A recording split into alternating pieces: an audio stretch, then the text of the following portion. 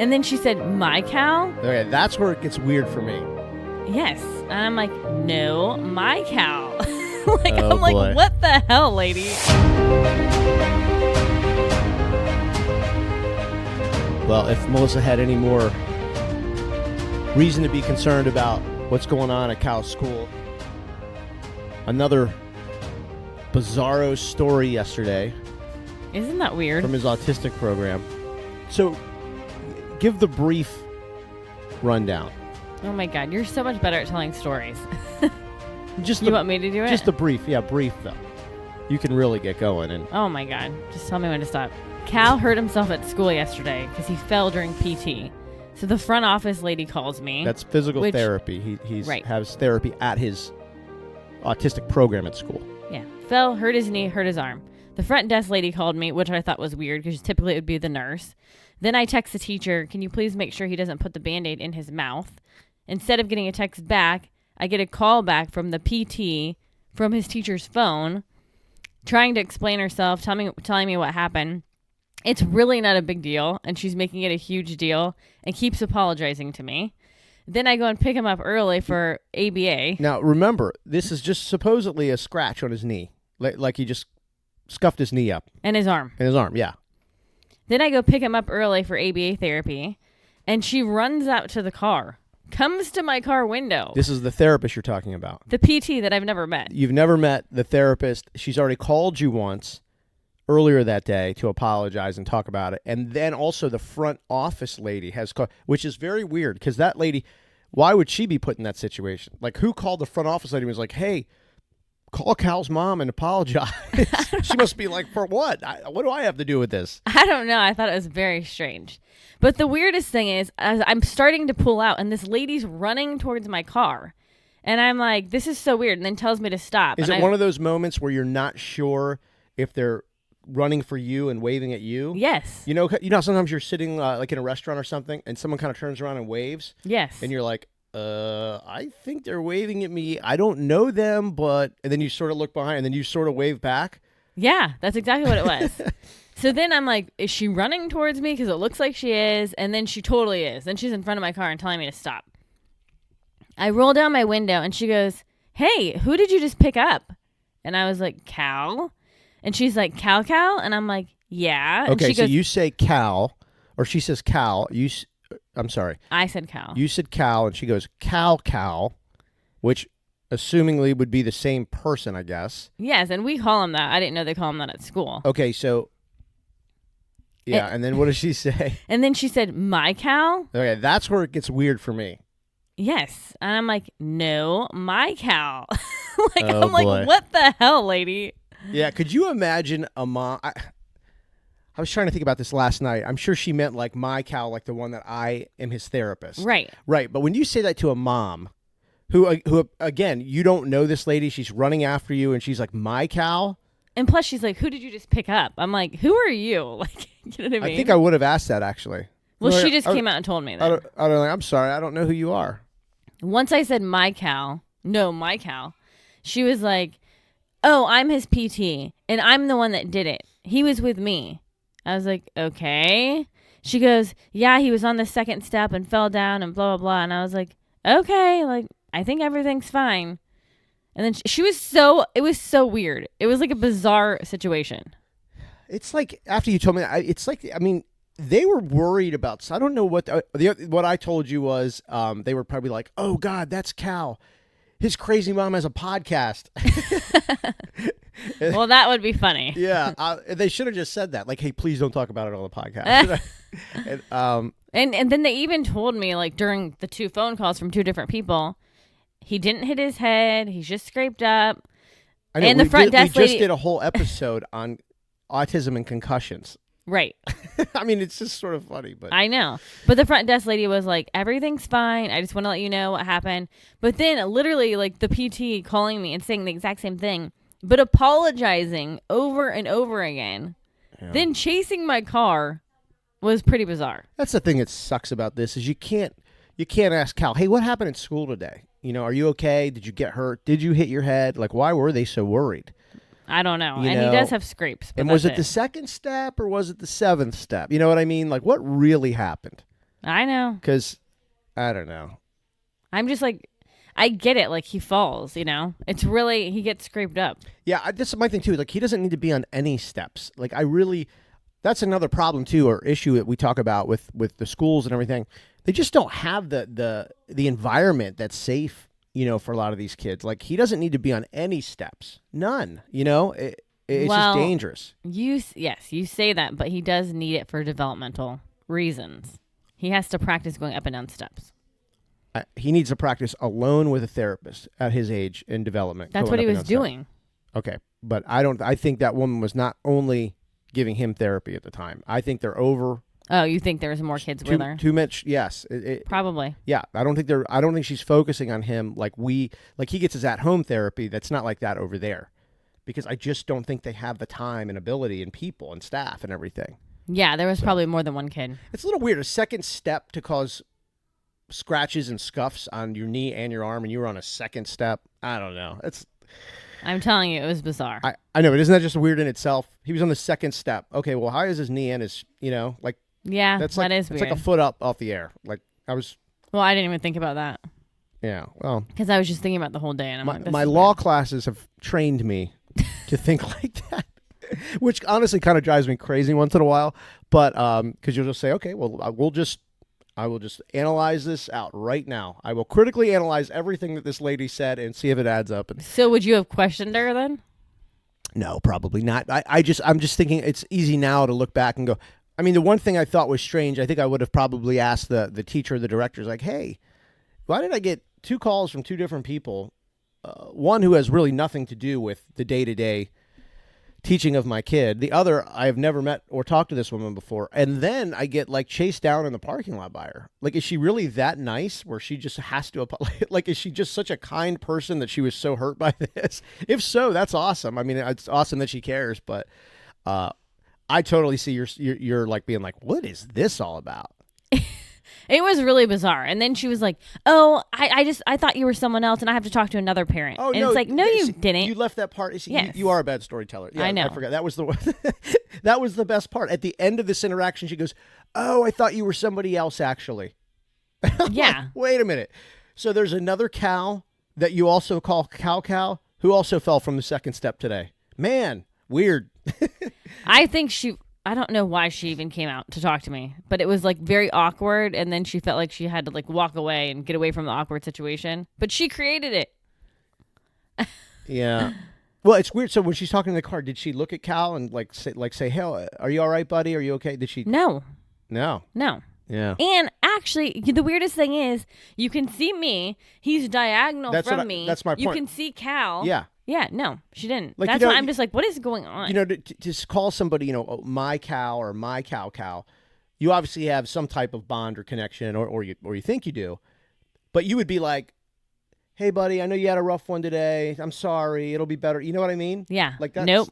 Yeah. And she could see him diagonal from me. That's my point. I know. It's the line of sight is because he's diagonal from the driver. She would easily be able to like look at him and see. Yeah. It's Cal. Yeah.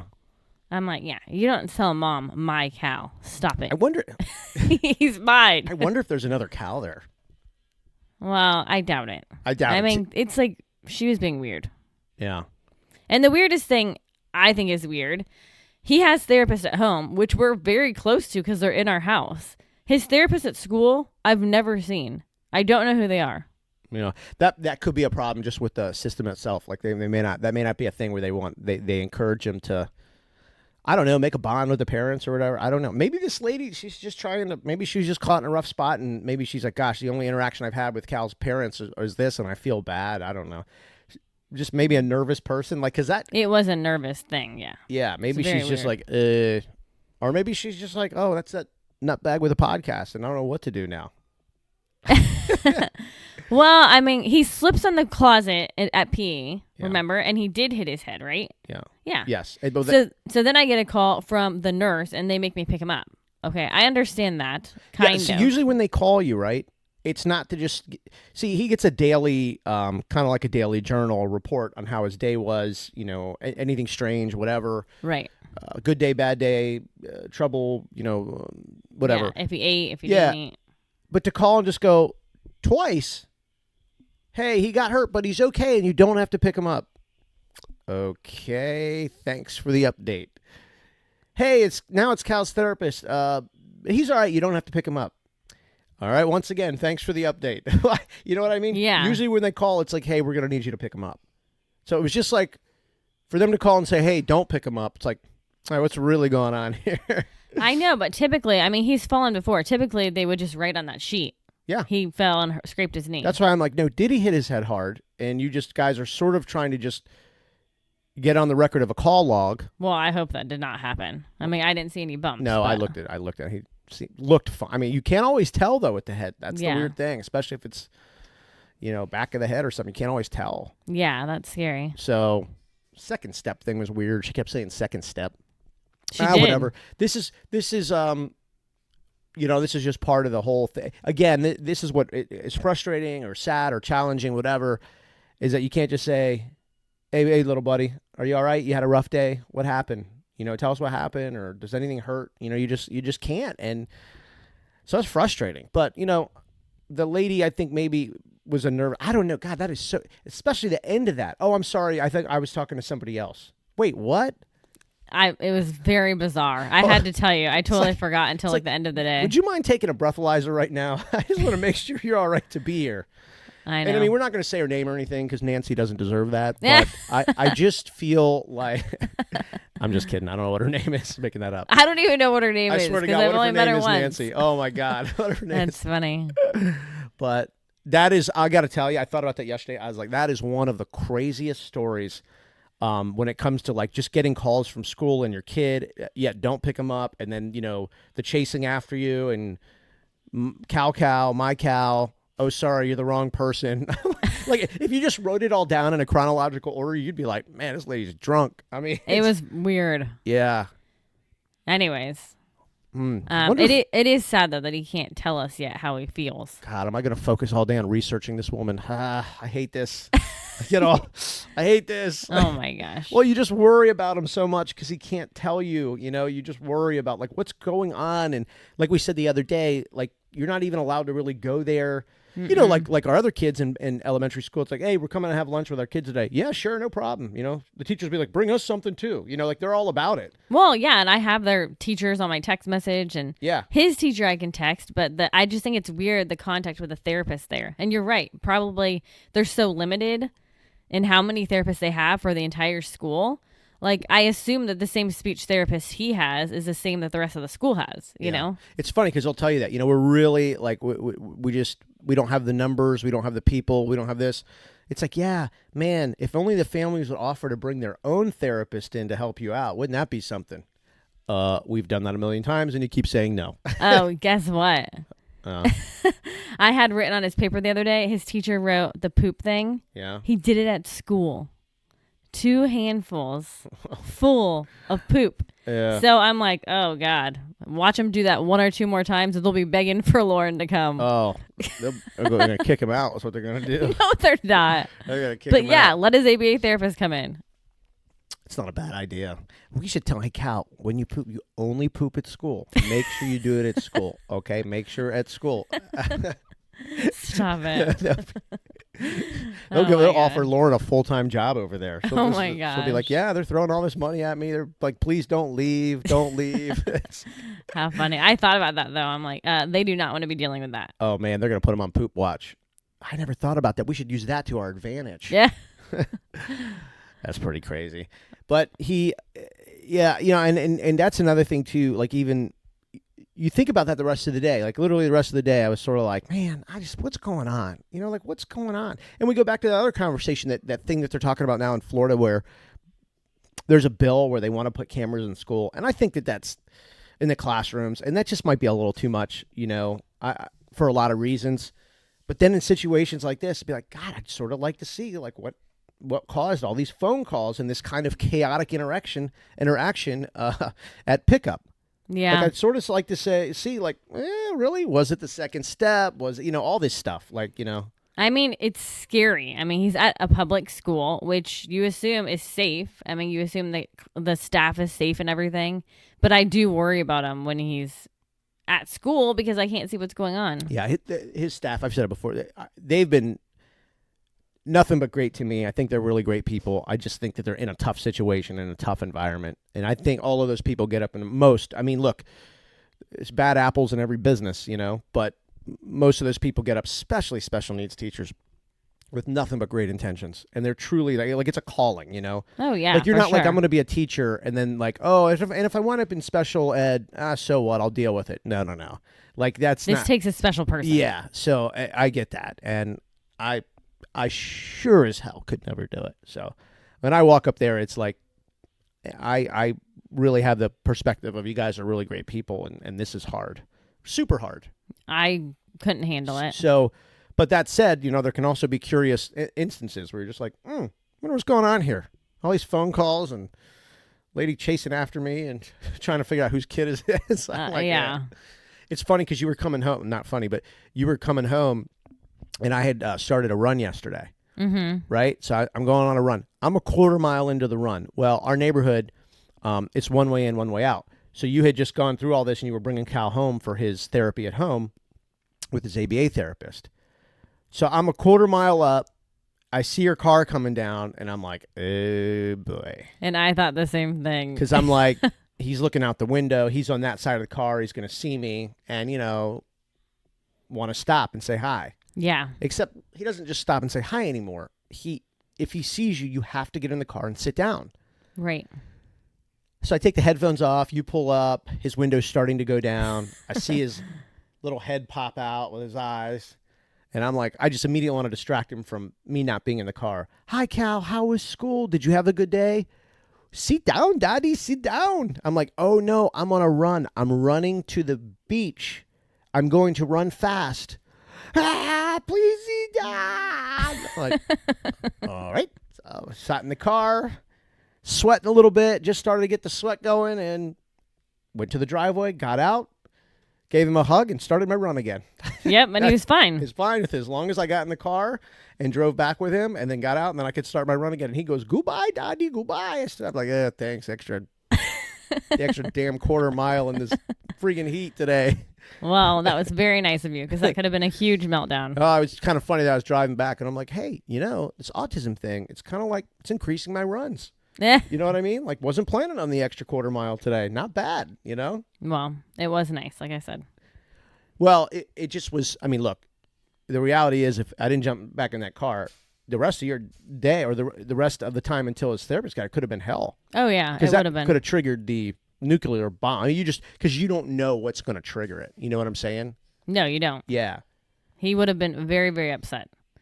When he has something in his head, I mean, it's just easier sometimes just to do it, you know? When he has something in his head, it's always easier to do it. Yes. No, sometimes. Yeah, you can't change his mind. Yeah. It's just, that was actually an easy thing. Like, just sit down in the car. Okay, we can fix this. Like, you're getting up, like, I can easily sit in the car and do this. You know, the problem is the tough thing is like, you know, he starts to get used to getting his way. That's like what the therapist talked to us about, too. Yeah, I know. Like, Lauren, she would have been like, he calls her Lolo. Sometimes we call her Lauren Lolo, but she probably would have been like, nope, Daddy's on a run. He's going to run to the beach, and then he will come back and see you. I know. Yeah, and she's right, by the way. You know, she is right. But I was thinking about, honestly, because I didn't know the part where the lady had chased you out of the building yet, because you had just come back from the school. Right. But I knew that they had called you and he had fell and, you know, whatever. So I was like, I don't want to upset him more. Maybe he's already been crying today. Yeah. You know? Well, that's true. You don't want to pile those up either. Well, and I think sometimes it's easier for us to do the easy way, you know? Yeah. To just keep him happy because, I don't know. I mean, I don't want to jinx this, but like it's really a jinx. I think. We're already jinxing. Just keep the jinxes coming, man. Well, I'm just saying the last 2 days have been pretty good. So. Yeah, there we go. But it's not really a jinx because it's either going to be good or bad anyway. Yeah. I don't have control. There is no expectation of a great day. No. And honestly, see, and now this is where some people in this, you know, little world would be like, you know, you should be appreciative for every day. And it's like, yes, I'm not. That's not really what we're talking about. No. But let's be humans here. We really, really appreciate the great days. And the really bad days, while we're happy we're on Earth, we don't appreciate those as much as the really, really great days. And that's called being a real human. Yes. Well said. You know what I mean, though? Because Yes. it's like, I don't know. I got into this thing the other day yesterday, and then there are more people going back about, just appreciate your life. And I'm like, they weren't talking to me or us. It was two other people in a little spat, Right. little Facebook war. And I'm just like, oh my gosh. And it's funny. It's like, y'all are really kind of saying the same things. It's just one person isn't using the words that you want, but that's tough for you. Like, just let the people use the words that they want, Yeah. And it's okay to say there are some aspects of this that are really tough and you really just don't appreciate. Like, they're hard. They're very hard, and talk you're about allowed to say it's hard. Yeah. It's 10:45 at night. You're exhausted and he's still awake. And it's not that you're like, oh my God, I just, this is so annoying or anything. It's like, you just know that there is a chance that he may just decide, I'm not going to bed. Yeah. And you're like, and you also know, because cause and effect is something that special needs parents get pretty good at, that if he stays up till midnight, 12:30, 1:30 in the morning, then the next day is going to be like the dominoes start falling. It's It's true. going to be bad for him, for his therapist, for his teachers, for us, the siblings. Hell, he might even take it out on the dog. I mean, it's like, you don't even know, so it's like, that's the stuff that you just start thinking about. And so, yeah, you kind of, you get a little bit locked in on things. And so, but then when people are like, oh, just enjoy your life. And it's like, yeah, look, man, this isn't about enjoying, we enjoy our life. We find time for a tiki bar every week. So we're enjoying our life. Yeah, which is very important. And I want to say something really positive. Yesterday was a really nice day outside. So his therapist went to the park with us. And I only had 3 kids with me instead of 5 because the other 2 were doing something. And we went to like a smaller park, and there was this little boy there that's probably 2.5. He's smaller than Cal, but he talks really good, and he's potty trained. And Cal decided, I'm going to be your friend. So Cal's really social, and he went right up to this kid and started chasing him, and they were playing, and it was so cute. They were talking back and forth. The little kid was like, you go on this slide, and I'll go on this slide. So Cal was communicating with him, and Lauren's like, isn't this great? Like, you can see everything that you're doing is working, like with all the different therapies. And Charlie and Trey are on the swings watching. Charlie is laughing hysterically because she thinks it's so cute. It was like, I wish you could have been there because he was doing such a good job. And he played with this kid for like 15 minutes before the kid had to leave. So you did a video afterward with him. Yeah. And Because he went and got ice cream. Yeah, you can link to the socials at dailyautism.com. So this was probably his first, would you say, like, moment where he was communicating with someone relatively his age as like a friend? Yeah. Yeah, because he's never done that. Yeah. It's the first time I've seen it. Well, like in that type of, it's the first time I've really seen it connect like that. Yeah. He's tried at other parks and stuff, but like the kids And weren't it was a talking quick back and stuff. transition. So it was a new park and a new person. Right. So there's a lot of things there that could have tripped him up. Oh, yeah. And then Yeah. he had to say bye to the friend. But Lauren was there. He did a really good job, and the kid was nice, and his name was Carson.